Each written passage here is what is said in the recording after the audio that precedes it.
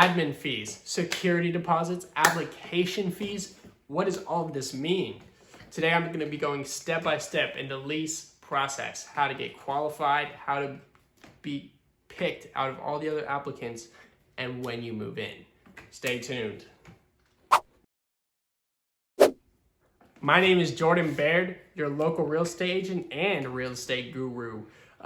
Stay tuned. I'm going to drop my website down below. Go check that out, and my TikTok in the bottom. So go check that out in the description below. Let's get to it. So first, you're going to want to pick a property. So here, this is what the MLS printout of what a property would look like. So when I go take people to go look at leases, I print this out so that we know exactly what. So we know the year bill, we know how many beds, how many baths, square footage. So if they ask, the information's all right there. I like to have this. It's really helpful. So we'll, normally when somebody inquires about a lease, I'll call them up and say, hey, you want to go set the time? So one thing I like to check for, is I ask them any credit or background issues, because that will affect it. If you have any background history issues, so any criminal offenses, that will affect it. And then credit, landlords are going to run your credit, so they're going to want to see, do you pay your bills? Because they want the best qualified applicant. So I ask, is your credit over normally 600? Because that's mainly the checkpoint, is 600 is what landlords require. So, and if they're all good, we go check the property out. So when we get to the property, we'll show the property, of course.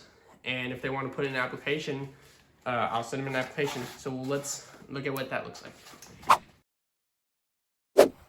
So here we have it's the Texas Realtors application. So it's every person 18 years or older needs to fill this out. So they'll put what the address of the property they're applying for, what the day they want as a security deposit, and what there is. So this is where I go. I put my name right here, real estate agent Jordan Baird, my number and my email. So then you'll just fill this out to its entirety. Some places don't require the social security number and driver license. So the reason why this is blank and why I leave this blank is because you don't want to put this in. You want to put it in when I send it to Authentisign. So see how it says right there, send to Authentisign. You want to put this in when it's there. So I'll put a text box in, so then you can securely put your social security number in there. And then everybody who's going to apply the property and just basically all the information, the vehicles, and pets. That's a big thing if they have pets. Some landlords don't like pets, some places do. And recently what I've been seeing a lot of is property management companies, and they only allow one pet, sometimes two, and it's on a case-by-case basis. And then of course, they want to know if you've been evicted or not.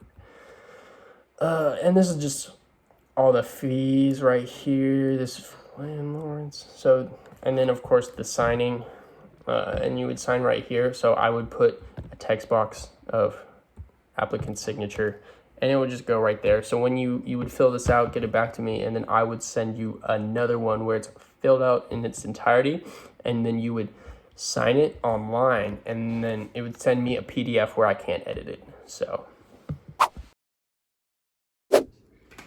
when you fill out an application, that doesn't ensure you're going to get the lease. It just puts you in the pile that the landlord has to choose from. So usually they'll wait till they get about 3 or 4, and then they'll pick from the best qualified. So who has the best credit score, who's going to put the most down, who has the best income. And the thing is, when you submit an application, you're not only submitting the application, they also want a photo ID. So you're gonna have to take a picture of your ID, like your driver's license or any state issued ID you have, and a copy of your last pay stubs. So that basically ensures to the landlord that you get paid, so that you will have money to pay them, because they have mortgage payments to pay. They have a mortgage out on their home, and they are relying on the tenant, you, to pay for that mortgage. And so they also have the photo ID, so they can run the background check, and they can make sure that this person will not mess up their house. They'll pay on time, and that you're an overall good person, because nobody wants to lease to a criminal. So when you put the application in, now you just gotta wait and see.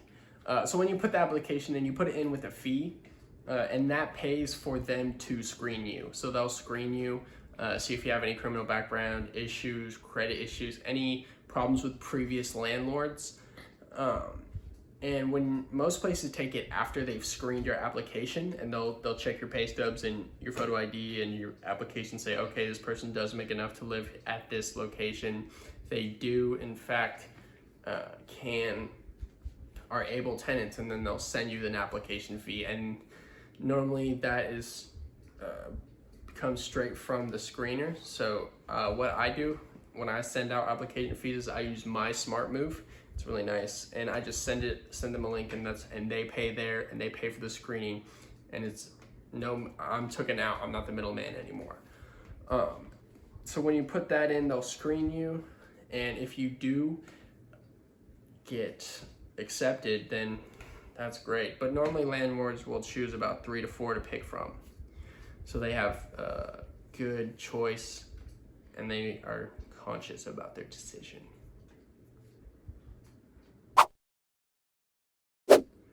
So say now you got accepted, hooray. You would have to put down the security deposit, so that would normally be 1 month's rent. Some places, they actually do take the security deposit before you get accepted, which is kind of annoying. It should be after. But you'll move in, and some places give it back and some places don't. It's weird. Every place is different. Sometimes it will be run by a property management company. Sometimes it'll be run by another realtor. The landlord will be managing the property, or they'll just pay for a property management company to go manage that property for them. That's about 10% of 1 month's rent that the other landlord pays. And then you just move in. You move in for your term. And if for my clients, I bring them pizza on the day they move in. I just did that 2 days ago, because I like to see the faces of the families when they move into the new home. And that's pretty much it in a nutshell. It's a pretty simple process.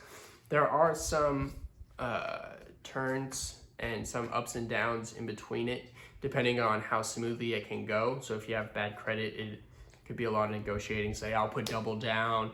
If you have criminal background issues, that could be a problem as well. But the better your credit and the better your background history is, the smoother it will go. But I have seen people get into places with bad credit. It was tough. But thank y'all for watching.